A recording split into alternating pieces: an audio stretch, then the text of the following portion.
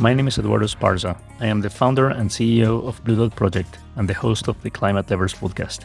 In this podcast, we go deep into the stories of entrepreneurs and changemakers who play a critical role in valuing and supporting the Earth's natural capital.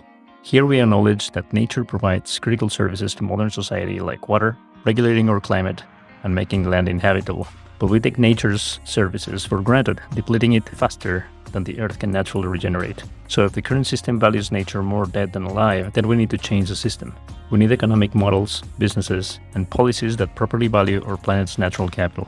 In this podcast, we talk with entrepreneurs and heroes changing the system from within. We go deep into their personal stories, inspirations, and unique approaches. Together, we unravel what it truly takes to shift the system into one that secures a brighter, more abundant, and sustainable future that supports all life on Earth. Now let's meet today's host and their guest. In today's episode, we have Augusto Andrade, an industrial engineer, business consultant, and Nima Darabi, data scientist and technologist. They're now co-founders, CEO and CTPO of Skoog, a company that scales and democratizes carbon credits related to forests and agriculture. They work with farmers, universities, and agro associations across Brazil, making them aware that they can make money by preserving the forest and improving their agricultural practices instead of cutting the forest. Welcome to the show. Tell us a little bit about your journey. How do you get started? How did you end up here? I'm from Brazil. My dad is a farmer, also an agriculture engineer. Both my mom and dad followed to study engineering and started a career in consulting and travel and moved around quite a bit. But then I took a break after 15 years to do a program for startups. I just really wanted to be involved in startups and innovation. I knew that innovation was really happening with startups. Then I met Nima and his love and his passion for nature, and it all came together. And Nima's story inspired me a lot, so maybe he can tell how he got involved with that. I'm originally a caged animal, so I come from Tehran and from this metropole of concrete. My passion for plants came from the fact that I didn't have the fortune of growing up with too much of nature, as I also see in Norway, many people are kind of brought up with. I developed this fascination about plants. My selfish part was the curiosity. So then comes the impact. At some point, I decided that we should use our resources into making a change. I really try to come up with an idea I can show to the investors that is viable economically. And my best shot was to look at urban trees and how they impact the price of properties. And when I pitched about this, Augusto just took me aside and say, hey, dude, you can use this in the carbon market. And I wasn't aware of that. So he came up with these innovative ideas to combine this impact and grow a business that's sustainable. And this has been really our motto from the start. We can grow an economy and GDP at the same time that we preserve the nature. So this was how we met and connected and bonded, and immediately with the synergy that we had, we came up with a lot of different ideas and narrowed down till we're here. What is this solution that you have come up with? What does it do? Skoog means forest in Norwegian, but it spells with one O. We put a double O both because we want that infinite loop, but also so foreigners can pronounce it a little bit more like it sounds in Norwegian. In terms of vision, it values forests. As Nima said, he always says this thing that trees are very data friendly because they don't move. In theory, they're quite easy to count from the sky. So it's about valuing forests. In the first application, which is carbon, the reality is the way we explore forests is not very intelligent, and we didn't have technology to do better. Our idea is to work with private landowners, especially in Brazil. Every time we hear about deforestation in Brazil, you see the president face and how bad this administration has been for the environment. And I don't disagree with that, but half of Brazil is privately owned. So a lot of people own forest land, and the only notion of progress is put it down to plant. Lately, it's been soy. A lot of cattle. I think cattle is the main driver. Our idea is to try to value that. How much carbon will that emit if you deforest or if you reforest an area? Gives access for landowners to carbon markets. So they think of another way to use the land, a way that they will get a financial return, but without deforesting or using land the way they use now for agriculture in not very clever ways. You said the carbon markets and carbon financing is the first step, but what is the long-term play for Skoog? To be able to understand how much carbon an area can sequester or can hold, you need to understand what trees are in that area. If you know what trees are in that area, you can think of better ways to export those trees in a sustainable way. For example, if you have a hectare of land in Brazil where there's a lot of acai, which is a fruit from the Amazon, it's worth far more than any other. Just to think only of money, it's just worth a lot more. And that's because acai has become mainstream. The same technology we're going to develop to count and classify trees. In the future, hopefully, we're going to be used to understanding the value of each tree and then explore it sustainably. How do you go about getting the data onto the platform that you need to assess? We're going to get data from several different sources, like public records. We need to mix that data with some sort of carbon mapping. We need to understand how much carbon is in different parts. Brazil is quite a large country, and it has 6 biomes. Each one of those biomes have different carbon density, and they're all facing different risks of deforestation. So the idea is to combine data from different sources. Almost like you're narrowing down. In the beginning, you can use a lot of satellite and more wide type of carbon maps. When you get closer to actually developing a project, then you need more granular data, which will come from manual measurements, whatever is the cheapest way we can use and quickest to get the data that we need in the level of competence that we need to develop the projects. The next question is about the multidisciplinary models. I read that Skoog has this ability to run for different financial models and financial gains. What does that mean, and how does that benefit the landowner? It's quite funny, actually. I was in Brazil. I was in my farm, and I was asking my dad, like, oh, why do you raise cattle? He's like, oh, it's tradition. It comes from your grandfather and probably your great-grandfather before that. And I asked him, would it be more beneficial to plant eucalyptus? There's a lot of eucalyptus in the region. Actually, Nestle has a large area. They reforested there. I asked him if it was financially more beneficial. He didn't know. People don't have this idea of how their land could really be worth if they use it for different purposes. So the idea is that we have a model where farmers join and we show them how much their land could be worth in different sustainable scenarios. We know, as a matter of fact, for many scenarios, it will be more beneficial to change the way they do things, depending on the carbon density. It's like ESG for farming, if you think about it. It's more sustainable and more profitable. Yeah, because we deal with the entire process of issuing carbon credits, also verification, and selling from supply to demand side, we deal with many different data sets. So 2 important tasks that we have, one is to measure biomass and the other one is to estimate the risk. And they all use a variety of different data sets. From the category of remote sensing, that's the typical thing that pretty much all the tech companies in this area do, is using airborne and terrestrial LiDAR data. So that's relatively accurate to estimate the biomass, but we also want to do the shortcut and use the view of the trees from above and use allometric equations also in order to estimate the biomass. But that's just a portion of the work. The type of data jobs that is more controversial when it comes to carbon markets is estimating risk and quantify metrics that are involved, like additionality, leakage, baseline. These are different metrics that can assess if a project does the real work. We see a lot of tech companies getting into carbon markets, also some more traditional companies developing carbon projects. We kind of try to combine those 2 roles. We think to really drive the change, you need to have a team on the ground. So far, it's just me going around the different parts of Brazil. I went to the Amazon. I went to another zone in the southeast. There's a different biome called savanna.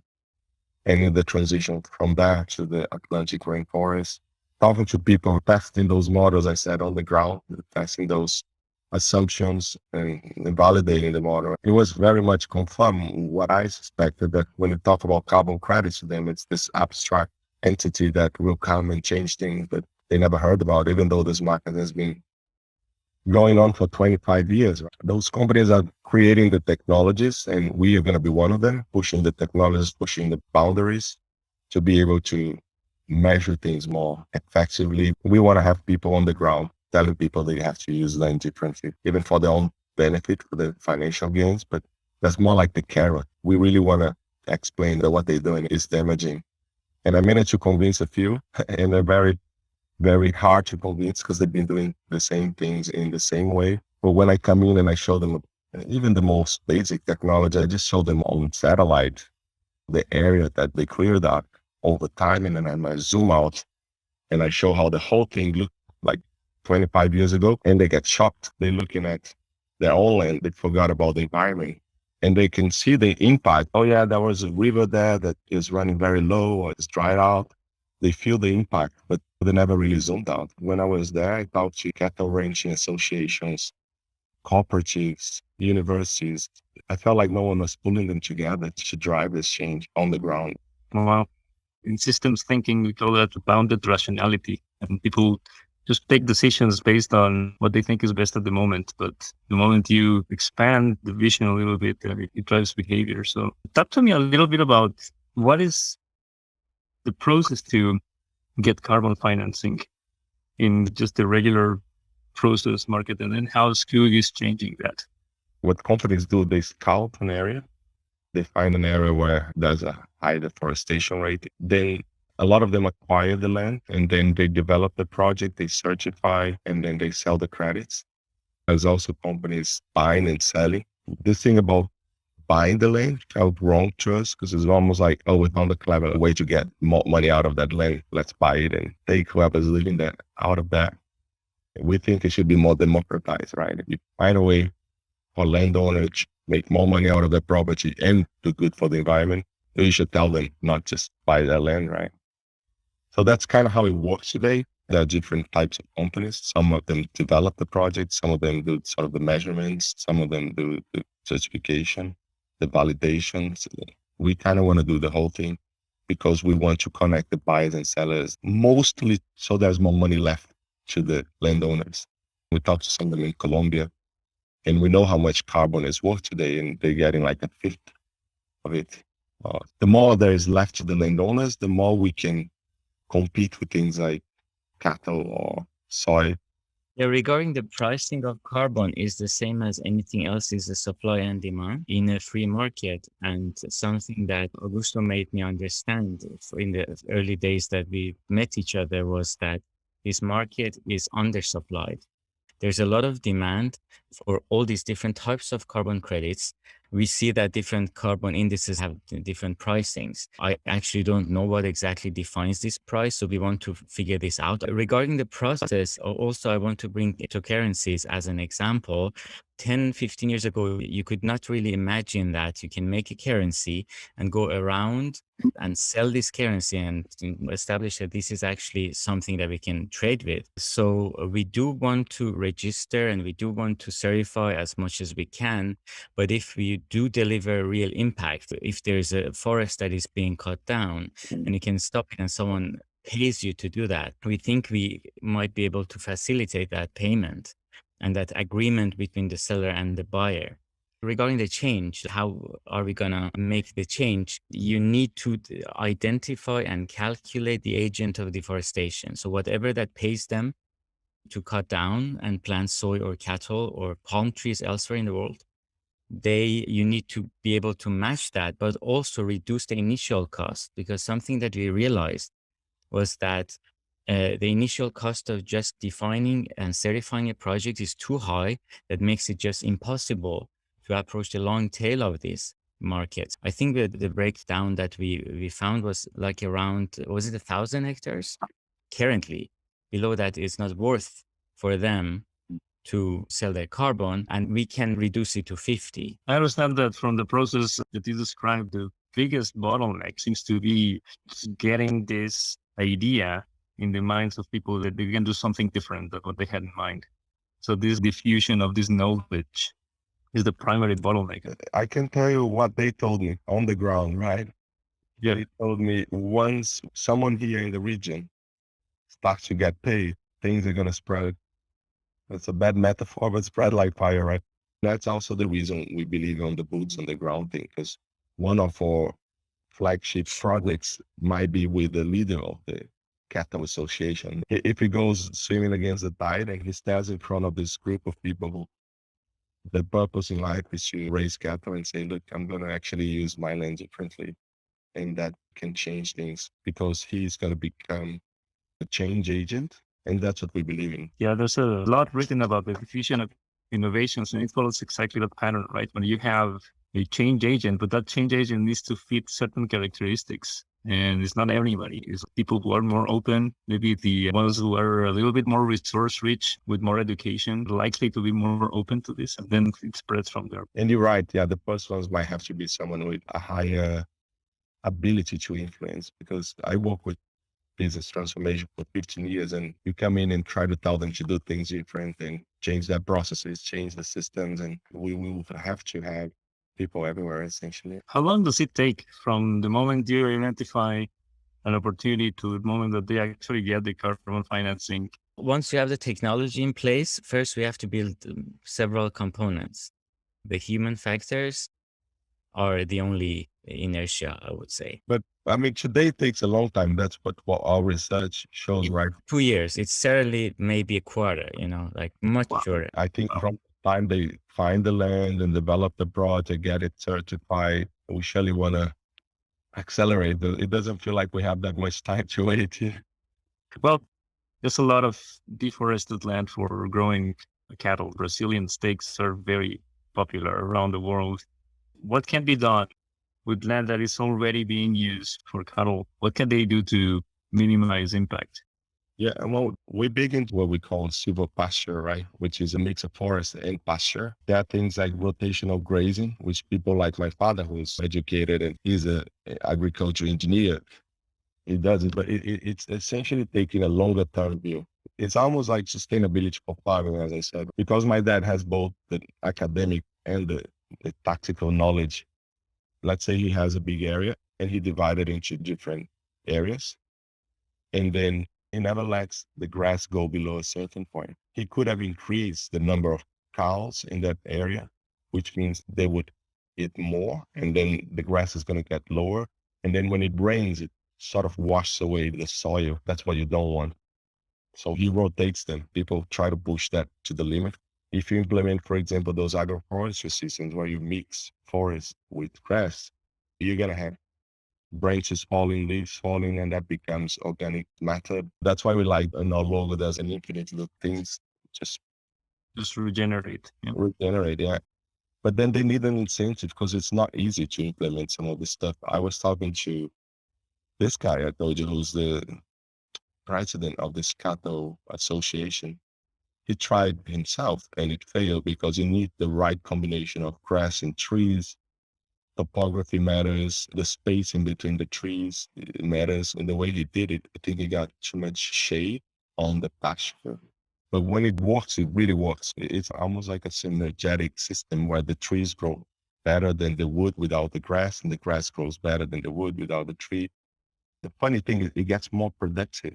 So the cattle grows faster, essentially. So it's really a win-win, but you need knowledge. And that's the part that is hard to scale. Even when people clear cut, if they just leave that last 2%, the cow still has as much grass to eat, is well fed, and is fatter and happier. This modern mindset of go and conquer and just clear cut and optimize and extract the maximum value.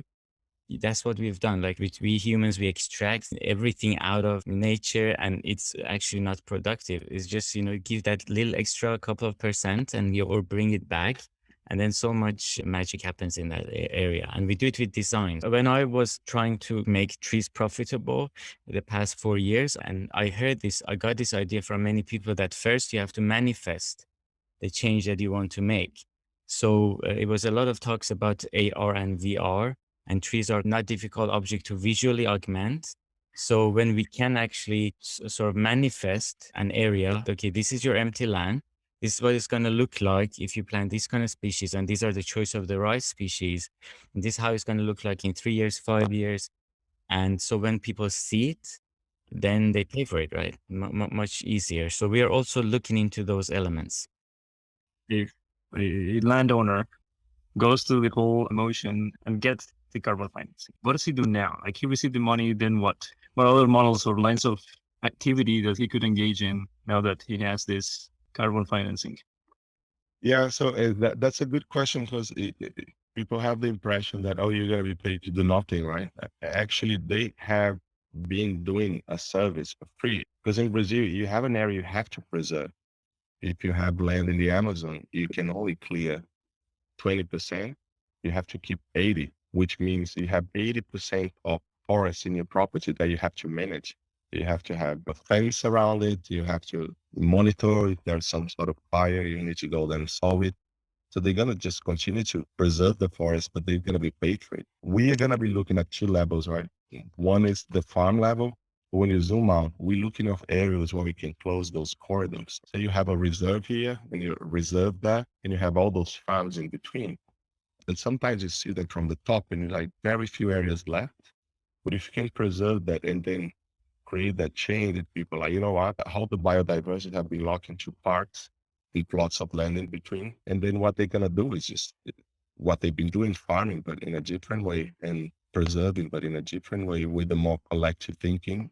There's also the social co-benefits of it. We're thinking about doing things like agroforestry schools in the region. So it really will be a change. You can think of it as the entire new ecosystem with more companies doing forest measurement, reforestation, studying biodiversity, implementing those systems where they are more sustainable. So we also think it's going to be a cooler job for the next generations. They're less inclined to do farming today, but they're less inclined to do farming today the way it's done. People are becoming sort of stars and YouTubers. Carbon is one part of the wildlife economy. There's things like non-timber forestry products, so they'll be gatherers. And I have an example again from Brazil where there's this guy who came up with the ice cream shop with 100 flavors you never heard of because he has the local communities gathering fruits in the forest, and then he turns them into ice cream. You have things like ecotourism.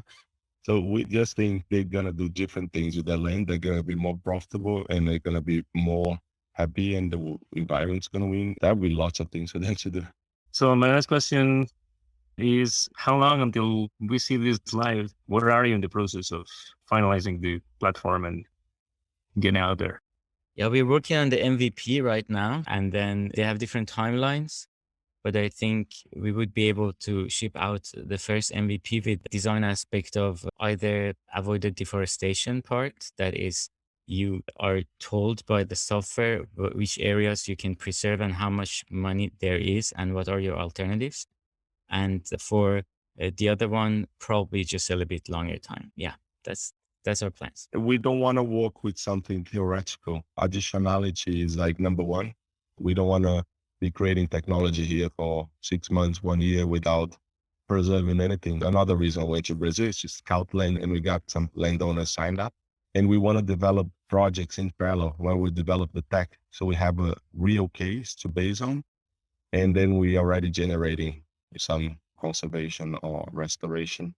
So we have people already. We have partners. I visited this guy who reforests 3,000 hectares in the Amazon with a proven method. He can supply seedlings. He can supply people to reforest. So we got to create the tech as we develop the projects. We're going to kind of do both at the same time. So hopefully you're going to see, if you want to follow us on LinkedIn, you're going to see soon, Let's go to a rapid five. What's your top author or book? David Graeber, who wrote the book Bullshit Jobs, he basically says that a lot of the office jobs that we have these years are useless jobs, and people who do it, they know that they aren't really delivering a value. I was going to add that worse than that are the destructive jobs. There is no job more important, in my opinion, than conservation right now. I would say author is Jean-Paul Sartre, which is linked to existentialism. I've been reading him all my life, and I think it changed a bit of the way I think. What leader do you look up to or inspire you? I would go for George Monbiot. He's an investigator and a journalist and also a public speaker. And I really think that he has been very influential in the cause of conservation to bring radical ideas or ideas that aren't really radical to the mainstream and showing us that these things are so important. And if we don't do them, they're radical. I quite like Jack Welch. I like his old school leadership style. If you had a magic wand, what will be one thing you will change or a problem you will fix today? Yeah, I'm very fascinated by networks, and I think every problem that we have is not the individuals that we humans are, but the way that we are connected, the hierarchy, the way this network is functioning. So I would reorganize this network, and that would change everything. That would bring the best ideas out, and it makes us survive in harmony with nature. I would say in my case, land use. When we look at the latest IPCC report, I think is really two big chunks of things that can make a big impact on greenhouse gas. It's energy, and we think there's a lot of money going in that direction for a long time, but I think people are waking up for land use in general, which is agriculture and deforestation. All right. Number 4 is, who do you think we need to have in the podcast? I would say bring Extinction Rebellion. And I would say bring our friends from another startup called Susti. They're doing a really good work with fashion and fast fashion. And that's another very impactful thing that makes a lot of impact in the way that we live. And number 5 and last, do you think we'll make it?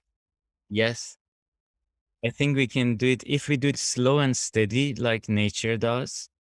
I think we have to just live in harmony and calculate it and not give up. And it's a long road. I said 3 months till we ship the product, but it's 3 decades till we actually see a systemic change. So we have to be very, very patient, just like nature, but I think we will make it. Yeah, I think the same. I think it's a yes. You need to show resilience and put your head down, do the work, and there'll be ups and downs. It's a really roller coaster. Sometimes you wake up like, what am I doing with my life? Sometimes you wake up like, yeah, let's go and change the world. But, there has been things in my life that showed me the value of resilience. Thank you so much for coming to the show. Augusto Nima, pleasure to have you. Thank you for the invite. Thank you for the opportunity.